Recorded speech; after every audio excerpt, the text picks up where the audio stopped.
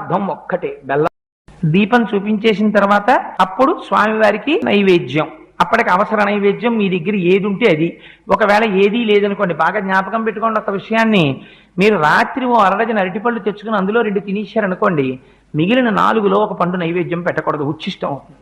ఎంగిలి నైవేద్యం పెట్టకండి. అదేంటంటే ఆ 4ని తినలేదు కదా అంటే కుదరదు. ఒకే అంచుకు వేలాడుతున్నటువంటి పళ్ళలో కొన్నిటిని మీరు తిని కొన్నిటిని నివేదన చేయడానికి వీలు లేదు. కానీ ఒక అరడజన అరటిపళ్ళు తెచ్చి 2 తుంపి పూజ గదిలో పెట్టి 4 పళ్ళు మీరు తింటే దోషం లేదు.